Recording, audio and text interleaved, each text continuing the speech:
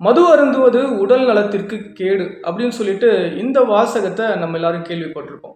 இந்த வார்த்தைகள் எதுக்காக யூஸ் பண்றாங்க அப்படின்னு பார்த்தோம்னா, இது ஒரு அஃபிடபிள். இந்த மாதிரி சரக்கடிக்கிற மாதிரி ஒரு சீனை படத்தில் வைக்கிறாங்க அப்படின்னா, இந்த மாதிரி வாசகம் வச்சுக்கிட்டு நீங்கள் படத்தை போட்டுக்கலாம், அது ஒன்றும் பிரச்சனை கிடையாது அப்படின்னு சொல்லிட்டு சென்சார் குழுவால் சொல்லப்பட்டதால் இவங்க இதை யூஸ் பண்ணிக்கிறாங்க. இவங்க நினச்சா இந்த மாதிரி ஒரு சீன்ஸையே படத்தில் வைக்காம கூட இருக்கலாம். அது இவங்களால முடியும் கவர்மெண்ட்னால. பட் இவங்க ஒரு அஃபிடபிள் மாதிரி கொடுத்துட்டு நீங்கள் சரக்கு அடிக்கலாம், பட் இது வந்து உடல் நலத்திற்கு கேடு, அதனால நீங்கள் அதை பார்த்து தண்ணி அடிக்கணுமா வேணாமான்றது நீங்கள் முடிவு பண்ணிக்கோங்க அப்படின்னு சொல்லிட்டு இவங்க நம்ம கைகளில் பாட்டிலை கொடுக்குறாங்க. அந்த மாதிரியான விஷயம்தான் இது.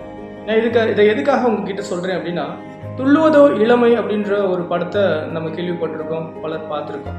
இந்த படத்தில் நடித்த அபினவ் அப்படின்றவருக்கு லிவர் சுத்தமாகவே இயங்காத ஒரு ஸ்டேஜுக்கு போயிருச்சு. லிவர் சிரோசஸ் அப்படின்னு சொல்லுவாங்க.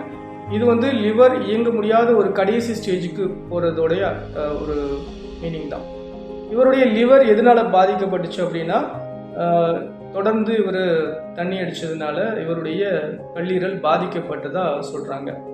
இவருடைய நிலையை அறிஞ்ச கேபிஒய் பாலா இவருக்கு ஒரு 1,00,000 ரூபா பணத்தை கையில் கொடுத்து, அபினவ் இந்த மாதிரி இந்த பணத்தை நீங்கள் கையில் வச்சுக்கோங்க, உங்களுக்கு இது உதவியாக இருக்கும், உங்களுடைய ட்ரீட்மெண்ட்டை நல்லபடியாக முடித்து நீங்கள் நல்லபடியாக வாங்க அப்படின்னு சொல்லிட்டு அவரால் முடிஞ்ச இந்த தொகையை அவர் கையில் கொடுத்துருக்காரு. இந்த 1,00,000 ரூபா மட்டும் அவருக்கு போதுமா அப்படின்னு கேட்டால் கண்டிப்பாக போதாது. இது ஒரு பெரிய அமௌண்ட்டு வச்சுருந்தா தான் இந்த ட்ரீட்மெண்ட்டையே செய்ய முடியும்.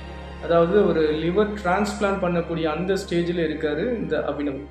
சரி, இந்த அபினவ் எதனால இந்த மாதிரி ஒரு ஸ்டேஜுக்கு போனார் அப்படின்னு பார்த்தோம்னா, தொடர்ந்து இவர் தண்ணி அடித்து அதில் அடிக்ட் ஆகி அதில் வெளியில் வர முடியாத அளவுக்கு இவர் அந்த போதைக்கு அடிமையாயிட்டார்.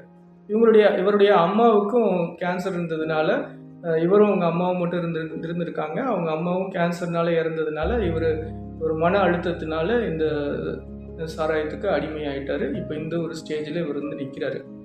கேபிஒய் பாலா அந்த 1,00,000 ரூபா பணத்தை அபினவுக்கு கொடுத்ததை கூட பலர் விமர்சிச்சுட்டு வராங்க. எப்படி இந்த கேபிஒய் பாலாவுக்கு இவ்வளவு பணம் கிடைக்குது? இவர் நிறைய பேருக்கு உதவி செஞ்சுக்கிட்டே இருக்காரு. ஒரு ஆளுக்கு 2 ஆளுக்குன்னா பரவாயில்ல, நிறைய விஷயங்கள் இவரை பற்றி நல்லபடியாகவே வந்துக்கிட்டே இருக்குது. எப்படி இவருக்கு இவ்வளோ பணம் வருது செலவு பண்ணுறதுக்கு? இவர் என்ன அவ்வளோ சம்பாதிக்கிறாரா அப்படின்னு சொல்லிட்டு நிறைய பேர் விமர்சிச்சுட்டு இருக்காங்க. ஒன்று சொல்கிறேன், பணத்தை கொடுக்கறதுக்கு நிறைய சம்பாதிக்கணும் அப்படின்ற அந்த ஒரு ஸ்டடி இருக்குது. பட் கொடுக்கறதுக்கு நல்ல மனசு போதுங்க. ஒருத்தவங்க 100 கோடி ரூபா சம்பாதிச்சா அந்த 100 கோடி ரூபாயை கொடுப்பாங்க அப்படின்றது கிடையாது. பட் 100 ரூபா சம்பாதிக்கிறவங்க கூட 100 ரூபாயை பிறருடைய சூழ்நிலையை பார்த்து உதவக்கூடியவங்க நிறைய பேர் இருக்காங்க. அது உங்களுக்கும் தெரியும், எனக்கும் தெரியும். அப்படி இருக்கும்போது செய்கிறதுக்கு மனசு தான் வேணுமே தவிர, இவ்வளோ சம்பாதிச்சாதான் இவ்வளோ கொடுக்க முடியும், அப்படி இல்லைனா ஏதோ தவறான வழியில் பணம் வருது போல தெரியுது, அப்படிலாம் நினைக்கிறது ரொம்பவே தவறு. அப்படி நினைக்கிறவங்க மெயினாக வந்து யாருக்கும் உதவி செய்கிறது கிடையாது. அதுதான் நம்ம மெயினாக தெரிஞ்சுக்க வேண்டிய விஷயமா இருக்குது. மேலும் பணம் அதிகமாக வச்சுருக்கிறவங்க, அரசியல்வாதிகள், இந்த மாதிரி சினிமா நடிகர்கள், விஜயா இருக்கட்டும், அஜித்தா இருக்கட்டும், ரஜினியாக இருக்கட்டும், யாராக இருந்தாலும் சரி, இவங்களுக்கெல்லாம் இந்த மாதிரி நல்ல எண்ணங்கள் நிறைய இருந்துச்சுன்னு வச்சுக்கோங்க. ஒரு 200 கோடி ரூபா சம்பளம் வாங்குறாங்க ஒரு படத்துக்கு அப்படின்னா, ஒரு 150 கோடி ரூபா செலவு பண்ணுறதுக்கு அவங்களுக்கு மனசு இருக்குது அப்படின்னா, எவ்வளவு பேர் பாதிக்கப்பட்டவங்க, எவ்வளவு பேர் சரியாகக்கூடும், நிறைய பேர் ஏழ்மை மாறும்.